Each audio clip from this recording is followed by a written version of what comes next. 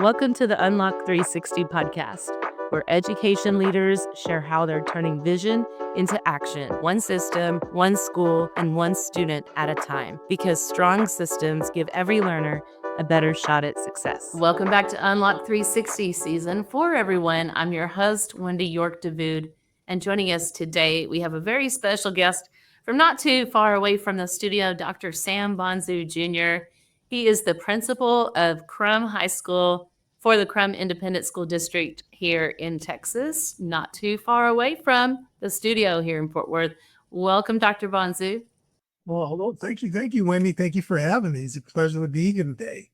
I'm excited to have you on the show. Sam, will you start by just sharing for our audience a bit about your educational journey that led you to becoming the principal at Krum High? Well, thank you once again for this opportunity. And my experience was actually through my superintendent and high school principal. So to this day, I get a text from my high school principal, Roy Garcia, every day, encouraging me to go out and make a difference. That's one. But my superintendent, she's no longer with us, the late Dr. Susan Simpson Hall. She was the superintendent of Grand Prairie ISD. And I would say divine providence, her son, Seth Laskowski, in high school was my best friend. And so we played football together, baseball together. And I was graduating college. I got a call from her that said, "Hey, I need you to come back to Texas." Now, it was weird because the week before my dad called me, because I went to school in Southwest Minnesota. Okay. And was planning on staying there. Been doing some work with Fellowship Christian Athletes. I played football in college and I wrestled in college, and so I fell in love with serving students, going to different huddles, different campuses, high school, middle school, and just getting to pour into students with faith based. And so when I graduated college, I wanted. I felt like I wanted to do industrial organizational psychology. So I was going to go get my master's and doctorate in that, and was taking, the summer to really try to get into places. And so I get the call from my dad, get that call from Susan, and it kind of just changed a little bit of everything because my parents are old school and Susan is old school. When they say something, you do that something. You don't say, "No, let me think about it." And so I said, "Sure, I'll come." I mean, I was sad, I was mad. It's like I didn't want to come back to Texas, but I did, and ended up coming back. I did some internships for the city of Grand Prairie, and after that summer, I got a call from Nancy Bridges. She was the HR assistant or associate superintendent that said, "Hey, Dr. Simpson says you need to come and visit with me for this job." And it was odd because I didn't apply for a job. Um, and so I go to this interview or this conversation, and I end up getting a job in education as a leadership teacher. But I had my certification was not in anything education. I was doing psychology and industrial psychology. And so they helped me through some process to get certified, but I didn't end up getting certified right away. I ended up getting certified in October that year. Wow. And so in the meantime, they were like, "Hey, you're going to be a paraprofessional, but also we need you to coach." And so I decided to do that. I'm telling you all of this because I was just taking a step of faith each time. I didn't go to school to be an educator. I didn't know anything about education besides going into schools and serving students on the faith-based side with FCA. And so I'm now serving as a paraprofessional. I'm also serving as a coach, coaching at Grand Prairie High School wrestling. And I'm seeing students be successful, through our coaching. There's 3 coaches, and 2 of us knew each other. One of the coaches there was actually that coach when I was in high school at South Grand Prairie. And so me and her were close, and we were seeing success. And so when I finally got into the classroom, I was a yes ma'am, yes sir guy. I just would wanted to serve anywhere. So my principal always asked me, hey, would you teach this class? Will you teach this class? Will you do this? Will you help with this? And lo and behold, I just ended up having a passion for everything else. I loved the classroom, loved the coaching, but I was just a yes person that wanted to help anywhere I could.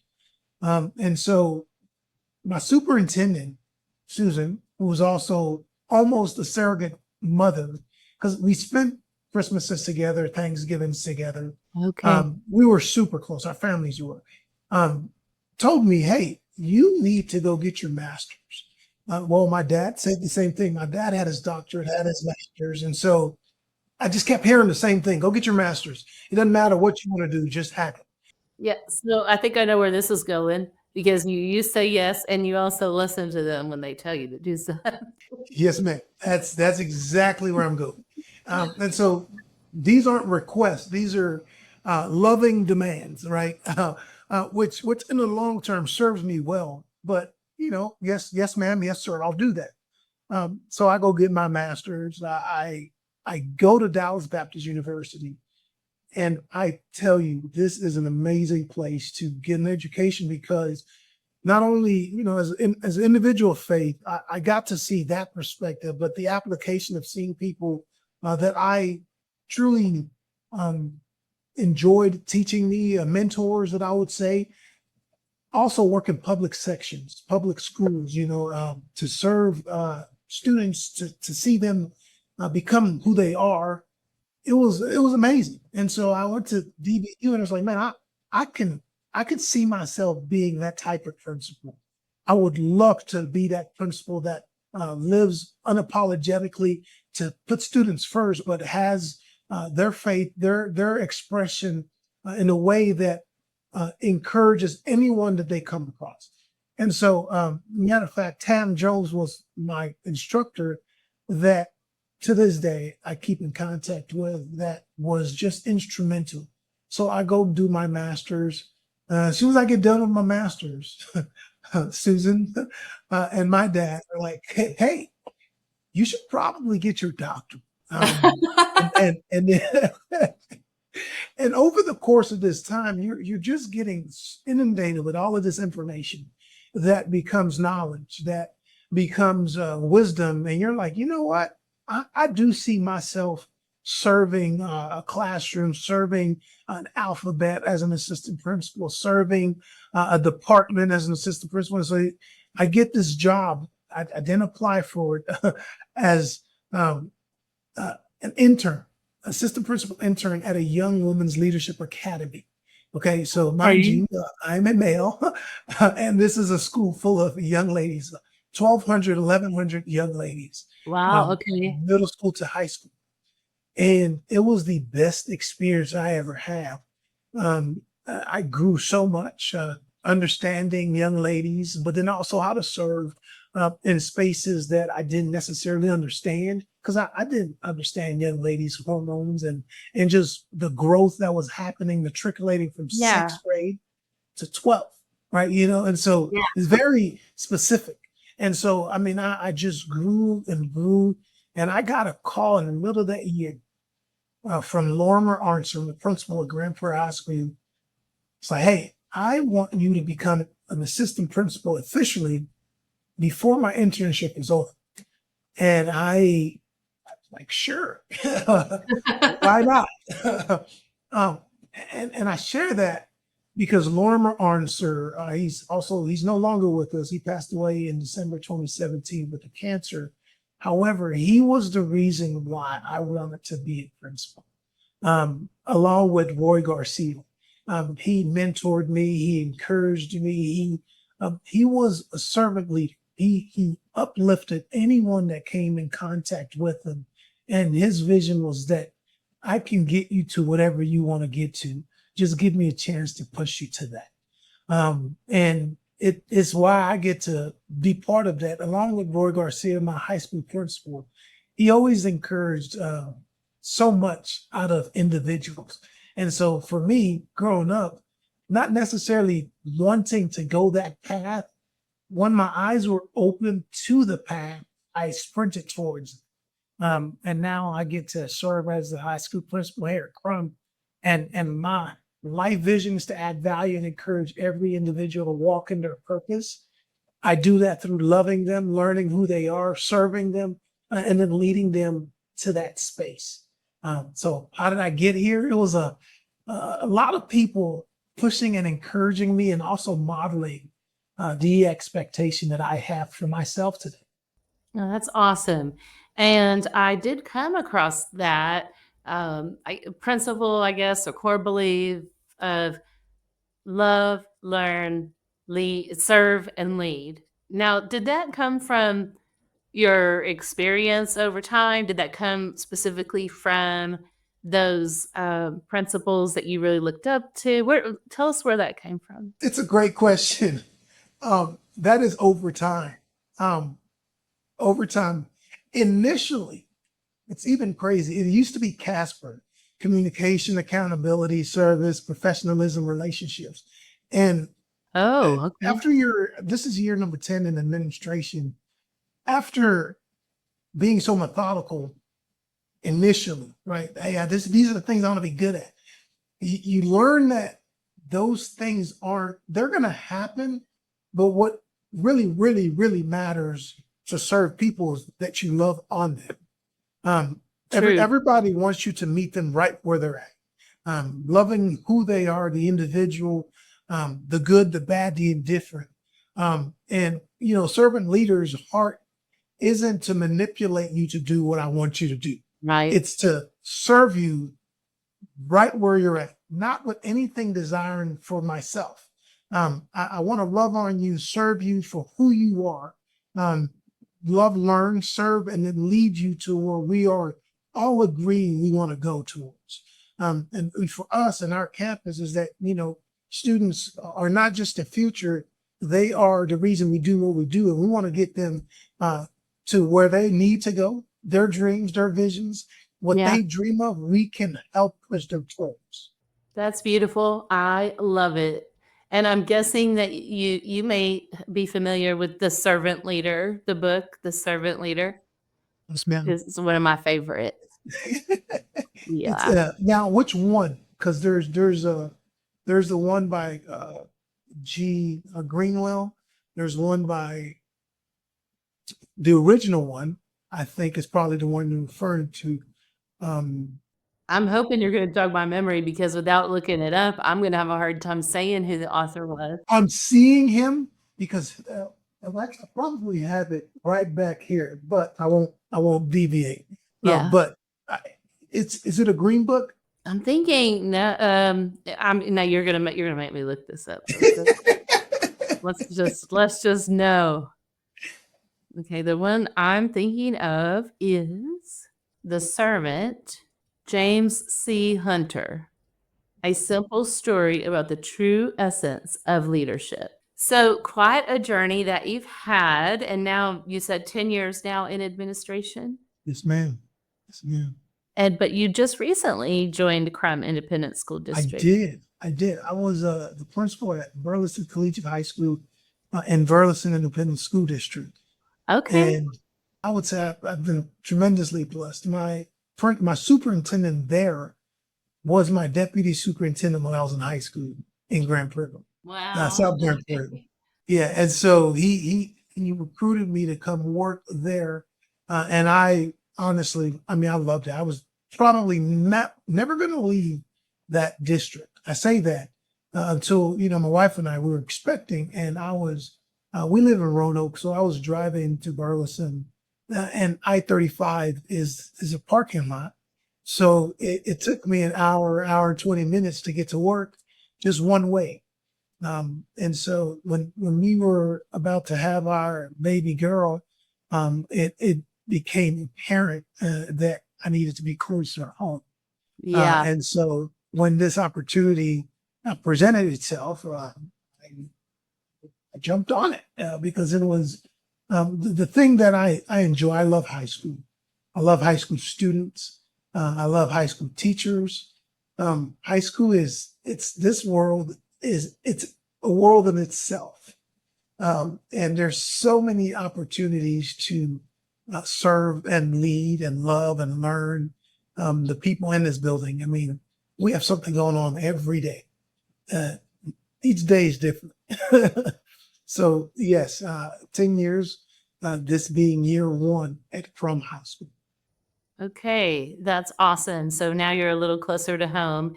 And you did just recently have a precious baby girl.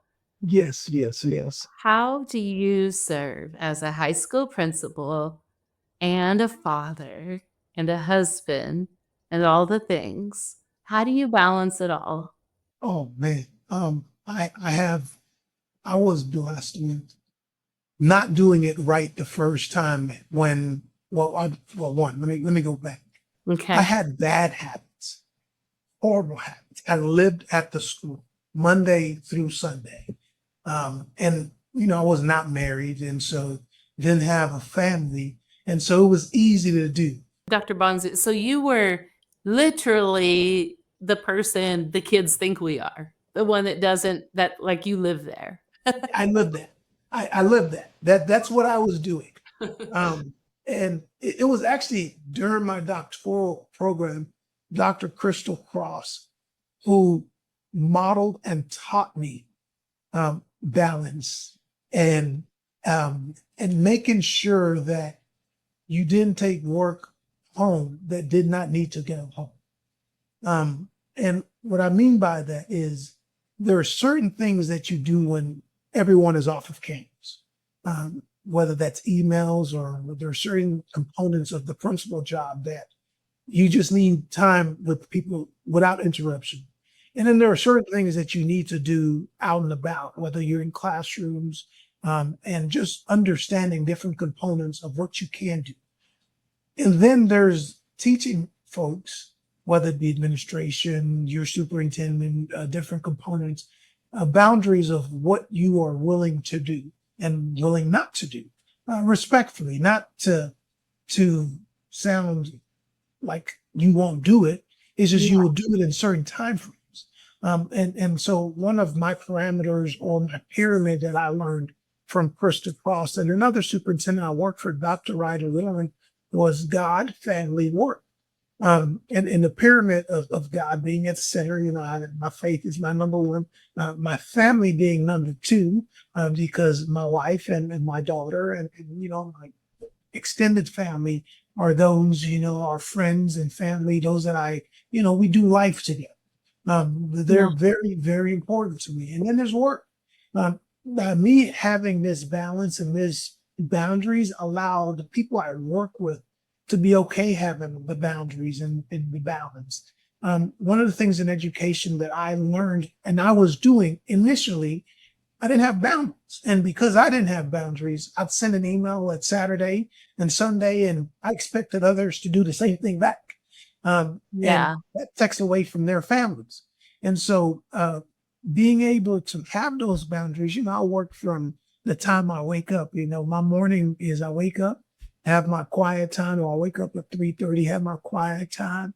I go to the gym, and then I go to the gym. I go back, go pick up my daughter, take my daughter to daycare with me, and I'm at school about 7:30, all late to 4:30, 5 o'clock. If there's an event, I'll go to that event. I'll drop off my daughter, or my wife and I and my daughter will go to the event together. We try to do as much together as possible because it's fun. We're a winning culture here. We win at everything. And so it is fun. Basketball. This is a basketball town. We were in the state semifinals last year. Football, we're in the second round of playoffs. Volleyball, we go to events together. Band was at state and we went together. But making it as much a situation that we're all attending because we all want to be there. But if not, if we don't have anything going on, once I'm done, I go home. I go home and be that. I be the husband to my wife, Savannah, and serve her in that capacity. Allowing those boundaries and allowing those people to know, hey, this is what I will do and this is what I won't do, allows us to have, understanding, accountability. And a matter of fact, my superintendent will tell me, hey, make sure you're not taking work with me. Yes, sir. And so it's been a tremendous season, and it's fun. cherish the moments I get to be dad, because I know that they're not young that long. Yeah, it makes me so happy to hear you talk about boundaries. I think that is one of the areas that I too find myself struggling with. I know I have over the vast majority of my career. I think I'm getting better. But when you said that you were just a yes man, in my mind, I thought, oh no, this sounds like the challenge that I had with boundaries. Because if we say yes to everything, it's hard to be really good at at what we're trying to do unless we just work Yeah, yeah. I mean, and work all the time. all and the and time. and that is, it's bad habit. I encourage and teach our assistant principals, leadership team, whenever you leave, for example, when you leave Friday, you're going to put on your not around notification, and you're not looking at your email. You're not. um People need to be with their families. Therefore, we're going to get to be with our families. And I try to model that, preach that, teach that, by doing it, and then also expecting them to do that. It gives them permission to not check their email. Mhm. And it's like I said, I've been around mentors and leaders that do that, so it's easier for me to do that. I've also been around leaders that don't do that, so I wasn't doing that. Yeah. And so you take the good from the good, you take the bad and don't do that. And so I've had all of the above. And in my leadership, I said, hey, I don't want people burnt out, because the job we do is a good job. It yields tremendous results if we're able to do it fully. When we're there, when our heart is fully there and our minds are fully there, it yields tremendous results. When we do it half-heartedly, it does not yield tremendous results. So why not have someone do it fully, by allowing them to rest, and the peace that they need when they're not here. Yeah, I love that, and I'm stepping away a bit from ourselves as leaders or, like, our work ethic, our habits, and how we model for others to as a leader, when others come to us and have ideas, you're I'm just this whole conversation is reminding me of a quote from McChesney, Healing, and Covey, I believe it is, from the Four Disciplines of Execution. And they say, there will always be more good ideas than there is capacity to execute. And so, as a leader, how do you set direction to help your staff focus on what matters most? That's a great question. And the four components: academics, extracurricular, whether it be sports, fine arts, student life, student activity, and then professional development, specifically for the teachers that are pouring into students. Um, you got to make sure for us that we're sticking to what we're saying we're sticking to, and not getting outside of that box. When I started in education, I was a blue green. Blue is the lovey, bubbly, always high fiving, ready to be excited about everything. Green is is a thinker, and over the Okay. course of time, because I've always been organized, very goal oriented, I've become gold, green.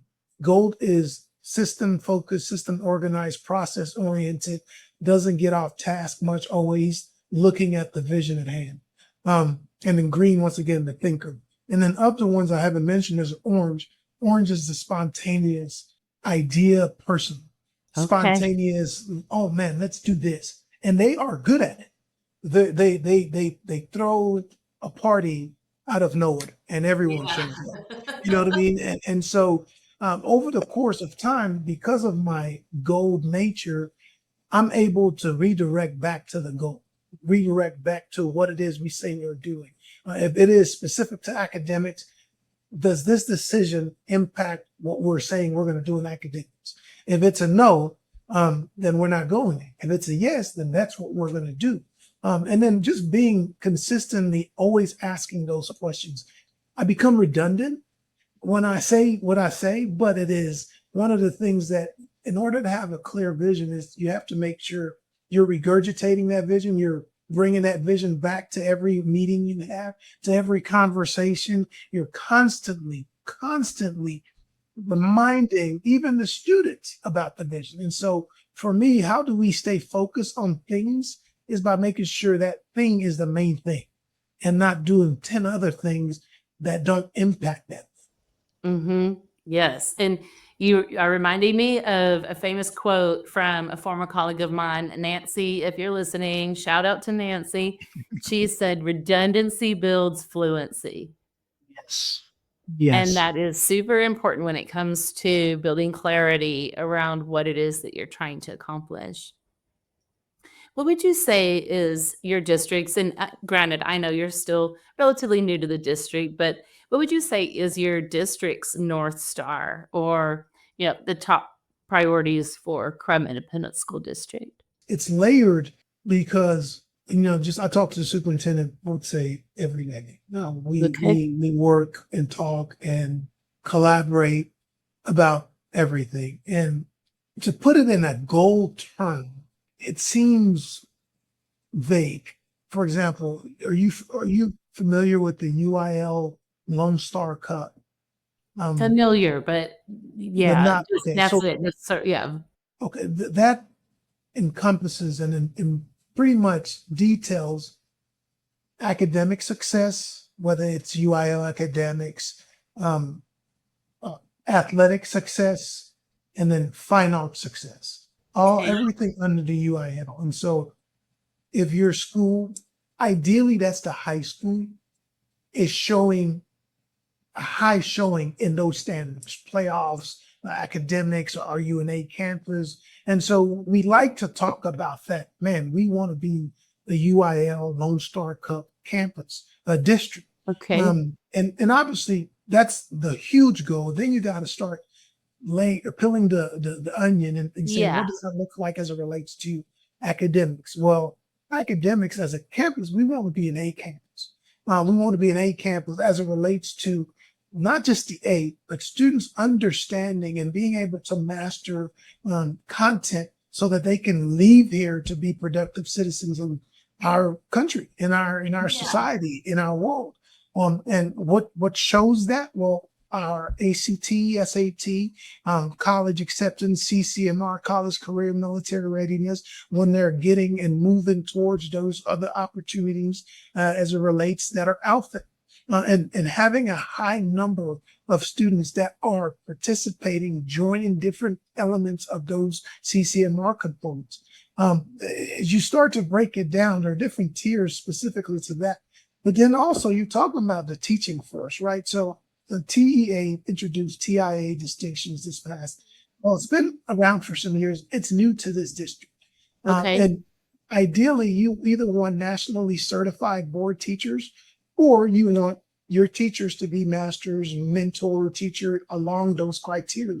So having a high showing, because what does that mean? It means your students are growing anytime they're in these classrooms. These teachers have showed worth. So having a high number of those type of teachers, designated teachers that are thriving, flourishing, because students are thriving and flourishing. And so you start looking at these different components. I've mentioned the academic components, but let's be real. We know that students don't necessarily always come to school for academics. They come because they really want to be part of a team, want to be part of Yeah. an organization, want to be part of extracurriculars. And as it relates to band, as it relates to theater, as it relates to football, basketball, volleyball, are we creating a culture that wins but also has fun, has a lot of life lessons?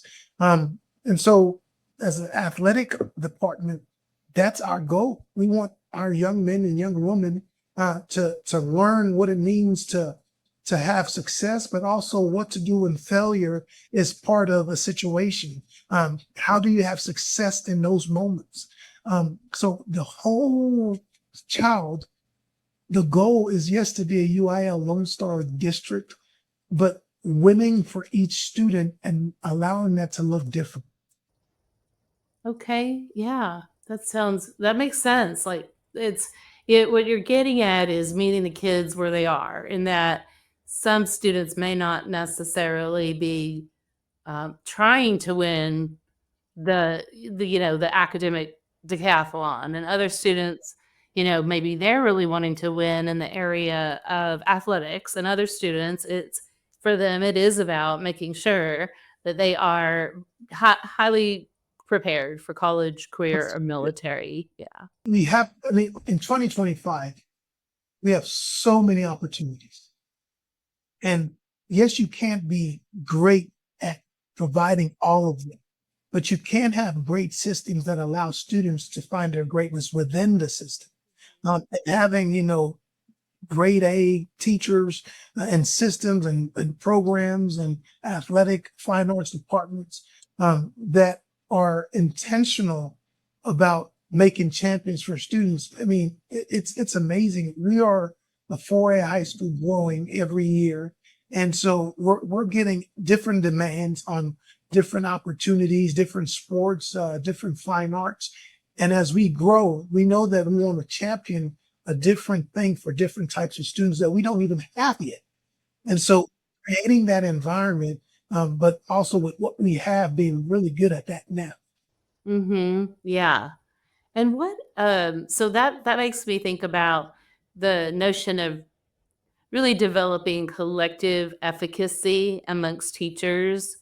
What structures or processes do you have in place at Krum High School to help teachers learn and grow from each other? So we definitely, the PLC, professional learning communities, we use those weekly. And matter of fact, I'm part of the math team, and we go and we talk, because we go in there and we talk about what we're going to teach. So we do the week out of governance. So for example, not next week, 2 weeks from now, we start from Friday, what we want kids to learn. And so as we go through that component, we then start having conversations among the math teachers and say, hey, I know based on the data, this is how it looks. It was 43% last time I taught it. Well, you who have 70%, can you show me what I missed? Because Okay. not that I don't know how to teach this, your effectiveness is obviously a lot better than mine. So how did you teach it? What did you use to teach it? And then we'll model it right there in that specific space for Awesome. each one to see. That's one version of it in the PLC. That's what occurs every week. We do blue days, where specifically the next blue day week coming up, we realize that of all transparency, there were conversations about behavioral issues that teachers are having. Not all, but it was mostly freshman teachers. And so as we came together as a leadership team, it's like, okay, we want to provide our teachers with good systems. So we've asked our teachers that are really good at it, along with administration, to do sessions for that. We also are doing another session for, socio-emotional. Our counselors are going through that. And then there's one other session that I can't remember that we're doing, but teachers get to pick these sessions during our Blue Day and attend them, ask specific vulnerable questions, take notes, and then go immediately and implement it within their classroom with support from our administration and teachers that have exemplar behavioral processes. And so we try to also be practical right away within our PD, because what we've learned is that teachers can learn from one another better than they can learn from me telling them what I used to do as a teacher. And then, them getting the opportunity to go into each other's classroom and then take one or two things from their peers has been tremendously impactful. Hmm. Yes. So you do have them get into one another's classrooms and observe. That's And awesome. that's not mandatory. That's Yeah. more of the, hey, go see what Susie's doing. That's pretty awesome. And all of our department leaders they invite their teachers to come through their classrooms, their department leaders, because they have shown exemplary status in everything that they do. Indeed. Yes. And then across the district, are there certain ways that you all can learn from each other as leaders, whether that's teacher leaders or administrative leaders?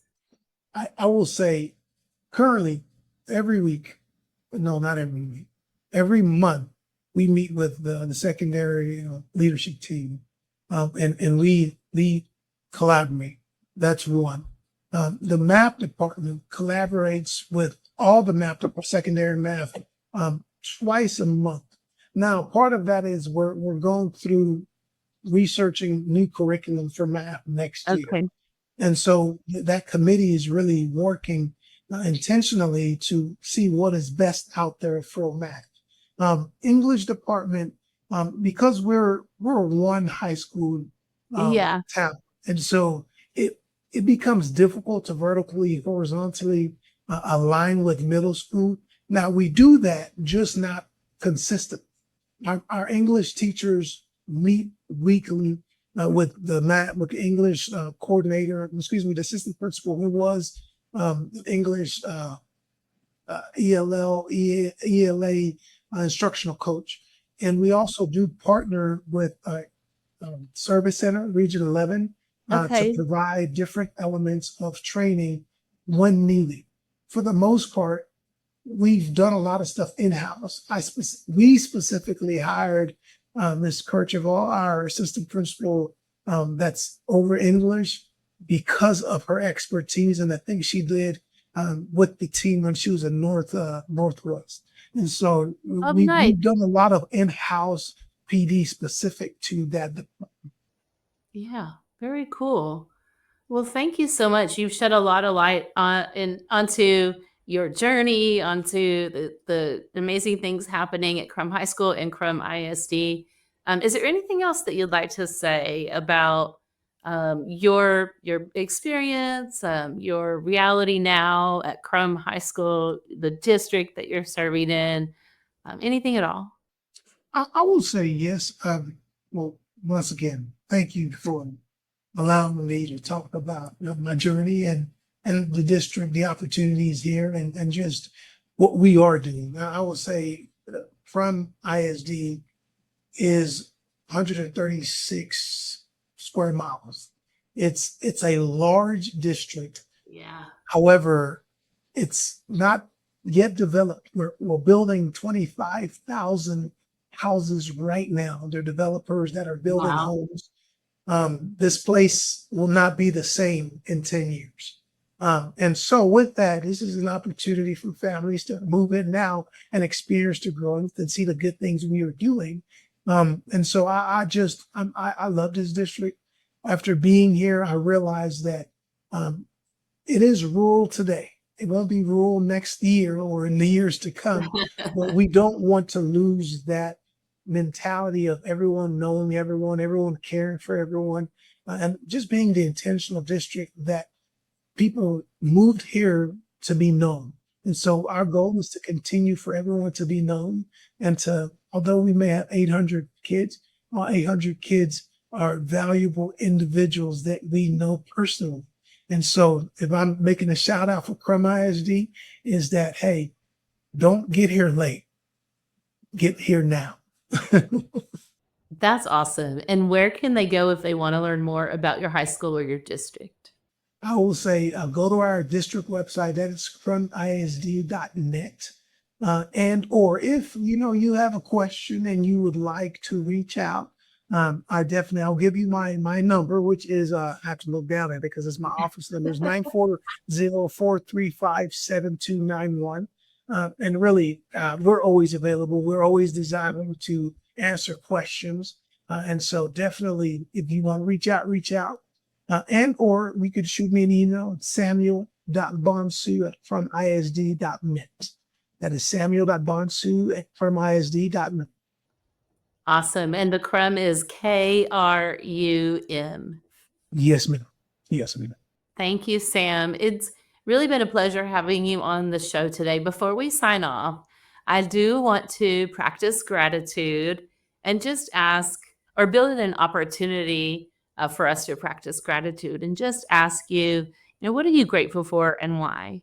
I am grateful for my life, my best friend Savannah was my life, and all she does to allow for me to get to do what I do. She is a career woman. She works in the defense department, but she is my biggest champion.